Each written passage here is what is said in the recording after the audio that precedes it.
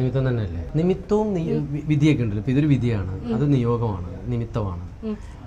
അതൊക്കെയാണ് അങ്ങനത്തെ എനിക്ക് തോന്നിയിട്ടുള്ളത്. അതെല്ലാ സിനിമകളും അങ്ങനെ തന്നെയാണ്, എല്ലാ നിമിത്തമല്ലേ. നമ്മളിപ്പോൾ ചില സിനിമകൾ സംഭവിക്കുമ്പോൾ ഇന്ന ആക്ടറെ വെച്ചിട്ട് ചിലവർ എഴുതും, സംഭവിക്കുന്നത് വേറെ ആയിരിക്കും. അതാണ് അതിന്റെ നിമിത്തം.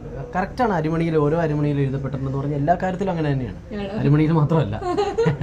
കുറച്ച് ആൾക്കാരെ കുറിച്ച് പറഞ്ഞാൽ ആദ്യമായിട്ട് മനസ്സിലേക്ക് വരുന്ന എന്താന്ന് പറഞ്ഞാൽ ലാലേട്ടൻ ഹാർഡ് വർക്ക്. ഒരു രക്ഷീത എന്തൊരു മനുഷ്യനാണപ്പാ.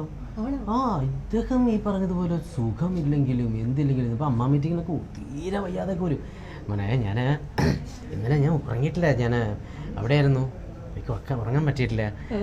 എന്നിട്ട് എനിക്ക് ഇത് കഴിഞ്ഞ് മറ്റേ പാടാൻ വേണ്ടി പോകണം, ഞാൻ ഒരു 10 മിനിറ്റ് കഴിഞ്ഞിട്ട് ഇറങ്ങിക്കോട്ടെ എന്ന് പറഞ്ഞിട്ട് നേരെ പാട്ടും കഴിഞ്ഞ് വേറെ മീറ്റിംഗ് കഴിഞ്ഞ് ഇദ്ദേഹം 4 മണിക്ക് കിടന്നുറങ്ങി 6 മണിക്ക് ഇട്ടിട്ട് ജിമ്മിലും പോയി, പിന്നെ ഷൂട്ടിങ്ങിനും പോയി. എൻ്റെ ദൈവമേ, എങ്ങനെയാണ് എന്തോ ഒരു രക്ഷയില്ല. അയ്യോ, ഹാർഡ് വർക്കർ എന്നൊക്കെ പറഞ്ഞാൽ വേറെ ലെവലാണ്. നമ്മൾ എന്ത് കാര്യത്തിലും ഹാർഡ് വർക്കിംഗ് ആണ് നമ്മളെ വലിയ നിലകളിലേക്ക് എത്തിക്കുന്നതെന്ന് പറയണതിന്റെ ഒരു ഉത്തമ ഉദാഹരണം. ഒരു രക്ഷയില്ല, അങ്ങനെ ഒരു രക്ഷയില്ല. എന്താ പറയാ, അങ്ങേരെന്നൊക്കെ പറഞ്ഞാൽ അറിയാതെ വിളിച്ചു ഇനിയിപ്പോൾ അതിൻ്റെ പേർക്ക് എന്നെ കൊണ്ടിട്ട് അതല്ല, അതൊക്കെ പറയുമ്പോഴത്തേക്ക് അറിയാതെ പറഞ്ഞു അല്ല അല്ല. അദ്ദേഹത്തിൻ്റെ ഒക്കെ ഒരു അതൊക്കെ തന്നെയാണെന്നേ നമ്മളെ മുമ്പോട്ട് നയിക്കുന്ന കാര്യങ്ങൾ. നമുക്ക് എന്തൊക്കെ കാര്യങ്ങളാണ് നമ്മൾ പഠിച്ചുകൊണ്ടിരിക്കുന്നത് അവരിൽ നിന്നും. ഇവൻ മമ്മൂക്കയിൽ നിന്നാണെങ്കിൽ അതെന്റെ അടുത്ത ചോദ്യം ചേട്ടാ, ഞാൻ ഇപ്പൊ പറയും. മമ്മൂക്ക ഒരു പുച്ഛഭാവം നിങ്ങൾക്ക് അല്ല, ഞാൻ എന്റെ അടുത്ത ക്വസ്റ്റ്യൻ ആയിട്ട് വെച്ചിരുന്നല്ലേ, അതിനിടയിൽ കയറി പറഞ്ഞില്ലേ മമ്മൂക്ക പറഞ്ഞു. ശരി, അല്ല ഇതാ ഞാൻ പറഞ്ഞത്. ഇവര് എന്ന് ഉദ്ദേശിച്ചത് ഞാൻ രണ്ടുപേരും ചേർത്തിട്ടാണ്. കാരണം മമ്മൂക്ക ഈ പറഞ്ഞതുപോലെ അദ്ദേഹത്തിന്റെ ഒരു ആക്ടറുടെ ടൂൾ എന്ന് പറയുന്നത് അവരുടെ ശരീരമാണ്.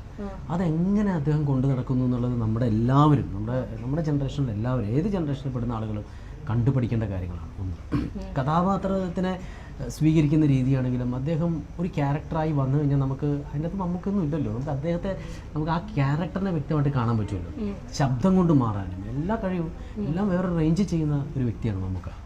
അപ്പൊ ഇതൊക്കെ കണ്ടു പഠിച്ചിട്ടാണ് നമ്മൾ ഈ പറഞ്ഞ പോലെ ഇങ്ങനെയൊക്കെ വിളിച്ചുകൊണ്ടിരിക്കുന്നത്. അവിടെ നമ്മുടെ രാജുവേട്ടൻ എന്ന് വിളിക്കുന്ന പൃഥ്വിരാജും ഈ പറഞ്ഞ പോലെ ഒരുപാട് ഭയങ്കര മാറ്റങ്ങൾ കൊണ്ടുവരുന്ന ഒരുത്തരാണ്.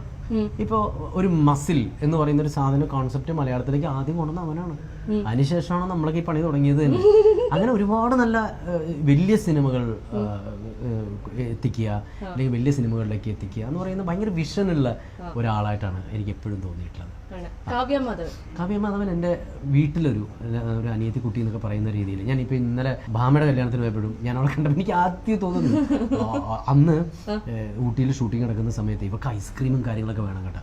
എന്നിട്ട് എൻ്റെ അടുത്ത് പറയും, ചേട്ടാ നീ പോയിട്ട് എനിക്ക് ഐസ്ക്രീം മേടിച്ചിട്ടുണ്ടോ, എന്നിട്ട് മോളെ നിനക്ക് വേണ്ടി മേടിച്ചാന്നുള്ള രീതിയിൽ എൻ്റെ അടുത്ത് വന്നിട്ട് തരണേ. ഞാൻ ഐസ്ക്രീമൊക്കെ മേടിച്ചിട്ട് വന്നിട്ട് എന്നിട്ട് അമ്മ അച്ഛനും ഓടിച്ചിരുന്നു, അവള് കഴിക്കാൻ സമയം തടി കൂടും എന്ന് വിചാരിച്ചിട്ട്. അപ്പൊ ഞാൻ പറയാം, മോളെ ഞാൻ ഐസ്ക്രീം മേടിക്കാൻ വേണ്ടി പോയിട്ട് കൊണ്ടുവന്നു. എന്തിനാ ചേട്ടാ ഇത് കൊണ്ടുവന്നു? ഞാൻ ഇന്നലെ വീട്ടിൽ ഇത് പറഞ്ഞിരിക്കരുത്.